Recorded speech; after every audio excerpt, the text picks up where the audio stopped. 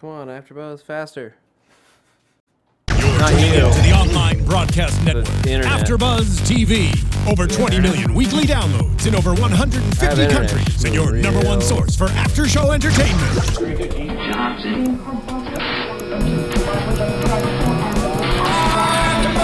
AFTERBUZZ TV, the destination for TV superfans, producing after shows for over 300 of your favorite TV shows, interviewing celebrities and showrunners, and bringing you behind-the-scenes exclusives. All thanks to E! Entertainment's Maria Menounos, producer Kevin Undergaro, and internet leader Akamai. Now, let the buzz begin! Oh, it's so good to hear that music. I'm back after a couple weeks. It's great to be back, guys. Welcome back, Scott. Thank you. After my tour of the South, I am here. I am Scott Moore, and next to me is the lovely, always amazing. I'm Zach Wilson. And Greg's still stuck in the elevator from last week's episode. Yeah, he's still. Greg's in a bottle episode, and so he wasn't allowed to come to this extra location. Yes.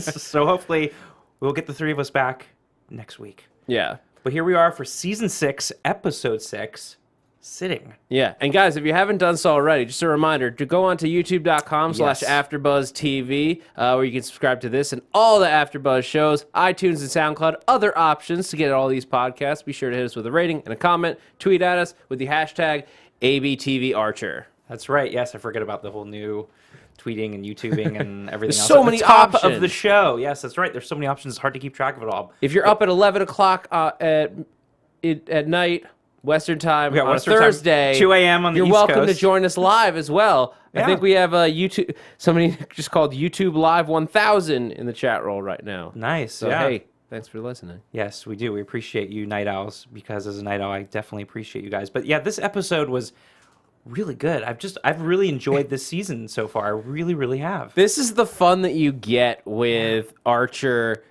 having a baby that Exactly. he actually cares about. It's just like I think we just need to sort of forget that Seamus, the wee baby do. Seamus, Yes, we happened do. because like there's a lot of fun here. Yeah. There's a lot of fun to be had with Archer with a baby. Yeah, and this is sort of what I was talking about, even from last season and starting with this season, is like the fact that I knew they were going to keep this baby here because this is a great plot setup for this entire season.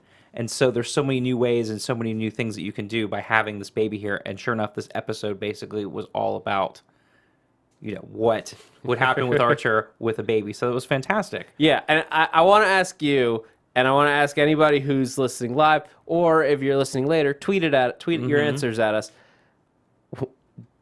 Basic question at the end of this episode: should you trust Archer with a baby? And what would you say to that one? I actually thought he did a pretty decent job, especially after that little speech. I'm like, yeah, I trust this man with that baby. Yeah, it also kind of goes back to, and we've talked about this too in the past seasons and everything, is the fact that, yes, Archer can be incredibly irresponsible, as we know, and selfish and self-centered and everything, but there's still that human side of him that we see every once in a while, that glimmer.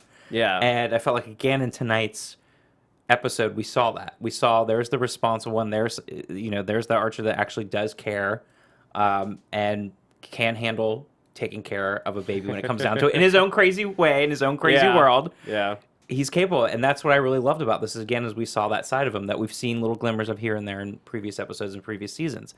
But yeah, I would too. I mean, that was part of the fun of this episode, and sort of the whole thing was that we kind of knew going into it that it was a setup. I mean, how much did you think that it was a setup from the beginning? I mean, I didn't have that thought, like, because when Slater came in, I'm like, that character has not been used that way. Yet, and so that surprised me that like he would be in on this, like in on what is basically an ISIS style joke, like setup. He's the CIA. I sort of put him outside or above that. Exactly. He's not necessarily in the fray. I agree with you. I thought it was going to be a setup that something Lana was doing, but then I thought that was going to be the twist when Slater came in. The other great thing about this entire episode were a lot of the good throwbacks and getting to see some of the other characters or hear about some of the other characters, know what's going on. It kind of brings us back to, again, the roots that we've been having again with this whole entire season. Because, last season, it's almost like forget about anything that happened last season. in a way. And now it's like, okay, let's bring back all these characters. Let's bring back these things that have happened before. And I thought that was a great way in this episode too, being able to bring some of those people back and some of those characters. Yeah, there's a lot of fun to be. I mean, we've gotten great new characters like Milton. Milton will go down history as the single greatest toaster ever on television. But I want to see Milton in every episode, people, not just here and there. I need to see a little bit of Milton, even just an appearance. I know we're not anywhere near predictions yet. No. But I want to predict, and maybe I'm just being optimistic, but I want to predict that we will get a Milton-centric episode. Like where our A story is all about Milton. Hope so. Milton on an adventure. One can only hope. Yes, Milton is in the A story. It's like Homeward Bound 2. Yes. Not one, but two. Two. Yes, but we need Milton in every episode, people. Can't hold us out here. But we got some good other stuff too, because I actually was wondering about the armory, and I had thought about that previous episodes, not lately, but enough to where I was like, I wonder if they're ever going to bring that back. So I love, again, the fact that the show is so brilliant and so good with the writing that even, when we think that they've forgotten or whatever, they find a way to bring it back, even if it's not when we think they're going to, they still do. Like this episode. Just a quick little bring up the Rodney. Rodney, the armory guy. Yeah. Like this, one of the random, lower level ISIS workers that apparently all got fired, and then nobody followed up on. Nobody followed up on the enormous weapons cache that ISIS had. That entire stockpile was stolen by Rodney. I know, what a great system there. Just take the whole stockpile out. Now he's got a yacht with a pool full of alligators. I mean, it's perfect if he ever has to deal with Archer and the pretty lady there. It was it was perfect. But again, that's what I love about the show is those, like you said, those kind of very small characters, but very the detail they go with the show is phenomenal to me, and it never ceases to amaze me when they bring back those stuff. And I mean, different things they bring up. The reference to Brett made me just burst out laughing. We were both laughing at that because that was great. It was a whole thing too. It was like, I wish he was still alive so he could suck up some of those bullets. This is exactly how Brett died. I mean, it was a little bit different because they were being stormed by CIA agents. But same location, desks were involved. So it was definitely a good throwback. So I was glad to have some of those things brought up again because it is a thing that as a fan and us that have watched the show from the beginning, you do appreciate when they bring up those little details because you know what's going on. You want to know, okay, what happened to these characters or bring them back. It's important for us to hear that. I'll be honest, I was kind of hoping that Krieger was gonna clone Brett. As part of the recreation of The Office, just so we could hear one more time, God damn it, Archer. Hey, we never know. Never know what's going to happen with Krieger down the road. Maybe Milton is actually Brett. Maybe Brett's soul has turned into Milton. Right, or maybe part of Milton is that's the whole strategy with Milton. He's the computer components that'll be used to be able to make these different clones. He's going to become a cyborg Brett. Yeah. Just getting shot all the time and just hear a digital damn it, Archer! And then Toast pops up. Yeah, exactly. This is what I want to see on my television set, is that happening. Don't we all? Don't we all? In the chat roll, YouTube Live 1000 says, yes, Archer can be trusted with the baby. I agree though, because honestly, that moment, when he's in the safe, he's giving that speech where he's like, whatever you heard about me, it's nothing, and he cracks his neck, and I can't even do that. But I crack my neck. I don't think they could hear it. But but I can do a good job. There's no need to put that in people's ears. But what I loved about that moment was just in terms of the direction of this, they had that little undertone, that steady note, just hanging, and I was I'm like, oh my God, he's gonna mess this guy up, and then of course that guy still has a gun. So very brilliantly written scene, so well written, and again it goes back to just that part of, you kind of see this maturity with Archer, and when it comes down to it, and he knows that's his kid, he's got to step up. And he says something like he's quadrupled. Yeah, plus, this is the thing. I'm Lana's, so pissed off at him. In terms of, protecting the baby, he was like, he like got Pam to take the baby. Like he like knew how to use his coworkers. Yes, and Pam, her King Kong moment. Yeah, Pam which just like so great. It was like, look, Pam being naked is like, or like almost naked. Yeah. Okay, I'm like totally used to it at this point. That's just Pam. That's Pam. And it's a Friday night. You expect Pam to be, crazy. But heck, I expect her to be crazy on a Monday morning. But like he calls for Pam. She like bursts in, grabs the baby, and then it cuts to the outside shot. Yeah. And then with no warning, she's just springing from desk to desk. I know, it's so awesome. Not like she's attacking something or dodging things. She's just Pam. Yeah, it was a Pam being like protecting, like that King Kong moment. It's like, I'm going to protect from anyone. And good to see Kumail, the voice for Manny, for Farouk Ashkani. Yeah, it was great. I'm like, wow, Kumail's just doing well these days. Silicon Valley and now voicing on Archer, a pretty main role. Oh, yeah. I always forget that actor's name. Yeah, so it's good to see him getting doing a good job there, Kumail. Black Mexican. Yeah, Black Mexican. No, which was the best drink concoction ever, but also the worst. Oh, it just sounds terrible. I mean, that's what I'm saying. It's like best name but worst drink idea ever. Black Mexican. I liked the play where it's like where Pam says it and she's like, drink. Yeah. And like it's another drink on this show that I feel like part of me wants to go try, except that I have no interest in combining those two things. I don't either. I don't think anyone else should be trying. Did you think that when he started listing off those ingredients and the only milk we have is breast milk, I swear I thought he was about to go grab a bottle. Yeah. I totally did too. I thought, okay, well, he's going to get to the point where you get desperate. He's going to add the breast milk. That was the direction that the episode was going to take. Yeah. And then like was right something about the breast milk was going to do God only knows what. Yeah, I'm actually kind of glad we didn't go that route because I think it would have been almost a little too much even for Archer. Stormy Woods in the chat roll just says, Aunt Pam is a badass. Pam is total badass. Yeah. I no doubt fully agree. No doubt about it. And I love the fact that they show up, there and they're all hanging out. The rest of the office is hanging out having Friday night poker.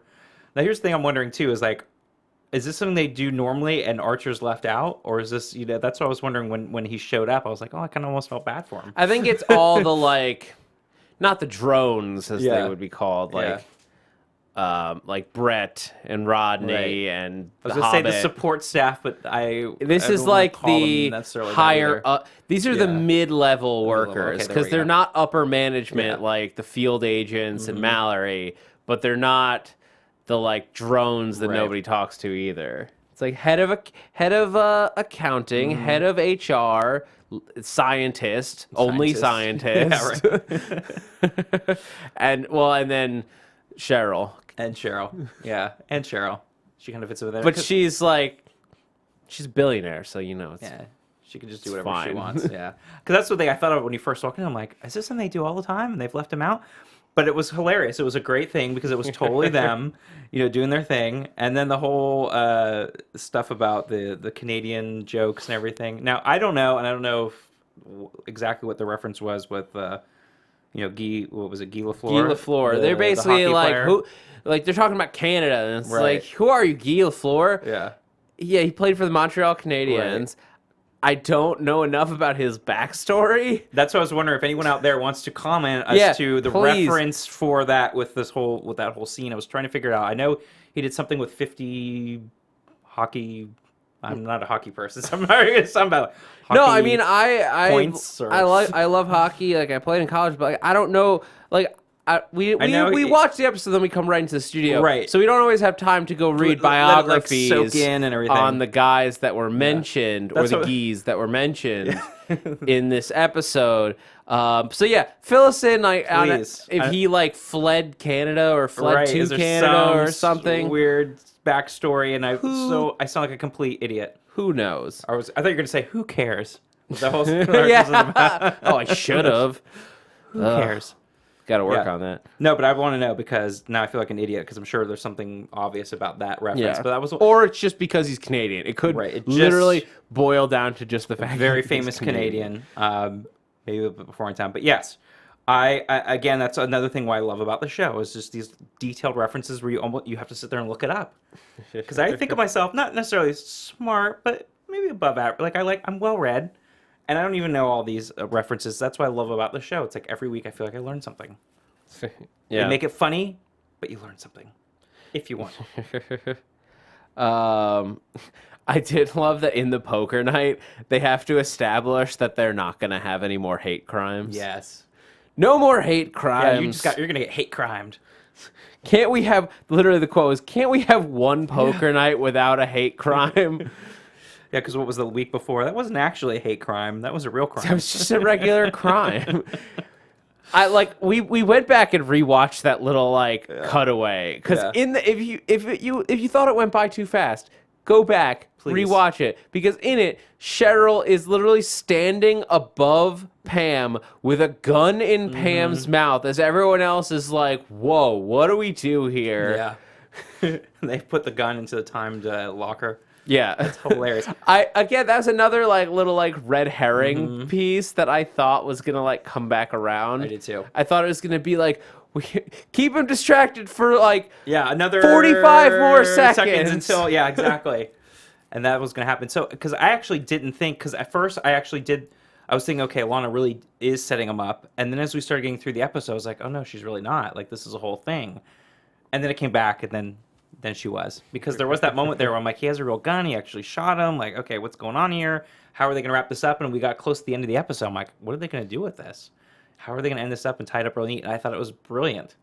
I loved the way they tied it up and the whole thing with the improv class, especially for us out here, I take improv, I do, it was very, I wish, go perform improv, it was great. Yeah, I've taken improv classes too. Let's face it. Right. If you're on an AfterBuzz panel, there's a good chance that you've done improv at some point. I would say 75%. I hate that we're missing Greg because Greg, if you don't know, is on a sketch team at a local iOS theater, and the stage comedian passing out flyers is oh, I know 50 of that guy. Not just Greg. Not just Greg. I know 49 others. Although Greg's very good at the passing out the flyers, though. He really is. Strategies. Greg has good strategies for that. But it was just so, oh my God.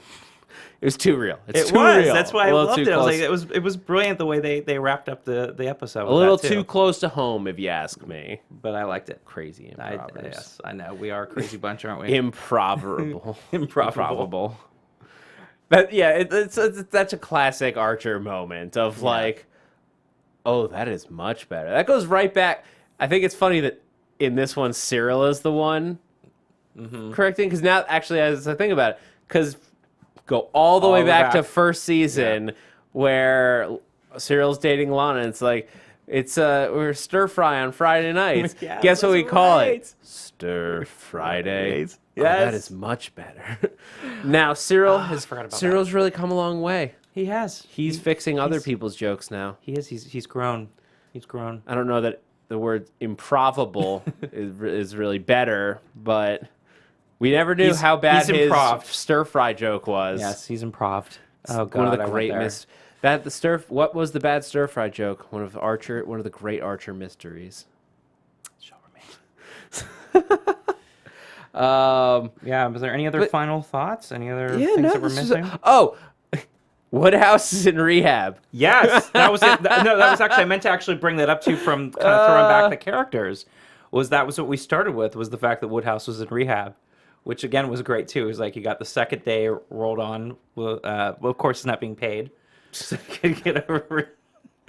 But it's true. It made me laugh because when Archer was like, why bother going to rehab at his age? I'm like, yeah, why bother at that point? You're stuck in there always, just live out your life. I mean, Woodhouse is pretty hardy. Poor Woodhouse. Maybe you should. I mean, there's a lot of drugs that you're like, okay, old timer, do your thing. Yeah. He is doing heroin. I know. Poor Woodhouse. I just I almost felt like again, it was sort of with Archer going to poker night and not realizing he wasn't invited or just wasn't there, didn't realize it. Sort of like Woodhouse was like, he's not able to defend himself right now. That is another... I want Woodhouse to be back. That is another thing that I want to see in a full episode. Again, a full episode devoted to Woodhouse in rehab. Yes. That's funny. Well, we need to have Woodhouse back, and we need to have the A story with Milton. And then we'll be good for this season. Or maybe Milton and Woodhouse go to rehab together, and it's a buddy comedy. It's a bromance comedy about Woodhouse and Milton on a rehab adventure. There we go, internets. There we go. Somebody, Adam Reed, make that happen. Make it happen. For me, please. For all of us here. Yeah. I like the other reference, too, for the CDL, the Canadian down low that Cheryl brings up, too. That was great. One of the last jokes that I have that I really liked, where they're talking about Pakistan, and Arch is like, "Are we not on the same side?" Oh yeah. And Slater and Farouk just, it's complicated. Yeah, that was good. That was fun. It goes on with the whole, just the whole series in general. Even just like, again, like them with the computers, when he's like working on the computers, is like this old, like 1980s looking computer that he's on with their stuff. I'm like, really? They're going to have all of their access to getting through on the back door of the CIA on this like 80s computer? So it's the kind of stuff that I love, especially like even the last couple episodes when they were talking about Axis powers and everything with the, it's just, that's what I love about the show. It kind of blends everything of all the spy type genre. Yeah, rolls it up into one thing. Getting back to that classic James Bond exactly. feel. XL9 says, I don't understand why Lana was so mad. Archer took great care of AJ. I thought so too. We already went over this, but I just want to share the thoughts that we're getting. No, I agree. I thought so too. I think it was a little bit of both. It's like we saw him start with irresponsible behavior with the drinking pretty much right away. But yeah, I think he was when it was all said and done. I mean, she set the whole thing up, so... To be fair, Archer, after like 2 drinks, pretty sober. Right. I know a lot of people that are better after 1 or 2 drinks. Yeah, but at the end of that, like, Archer is reasonably angry. Yeah. Black Goku Quest in the chat roll says, I would never watch AJ again. I mean, I'd say that's a pretty fair excuse out of ever watching the baby again. Right. It's like, the last time I did this, you literally hired somebody to come into the apartment, take me captive, and shoot me twice. That's the kind of crazy that AJ has. And that's what happens when Lana and Archer are parents of the same child. And with that... I think it's a good time to move on to predictions. And now, your AfterBuzz TV predictions. All right. I love in the preview, I want to fly the train. Yeah. I don't know. What are you thinking? I never know, because this show always surprises me. I mean, because I really did not think we'd have the episodes that we've had this season. Like, I never would have guessed we would have had an entire episode, last episode, all stuck in an elevator, basically. And I've loved that, again, the kind of the throwback of, like, the Office stuff where it kind of began, and that sort of Office humor, which is sort of how Archer really began and what it's all about. But I knew that the baby would be a plot device, and I was kind of waiting for an episode to where it would be more involved, and this one it was all about the baby and Archer's responsibility. But it's interesting. Obviously, we saw the preview, so they're going to go back out in the field, and we're going to see them go back out there. But it's hard to know. Like, yeah, I mean, I'm gonna throw my predictions just on like these are less predictions, more wants, I guess. But I predict that they'll happen because I want to think that the world is a good place where I'll get the things I desire. The universe is there for you if you just put it out there to the universe. Previously described Milton A story. I'm right there with you on that one. I couldn't support that anymore. Potentially Milton and Woodhouse on a rehab adventure.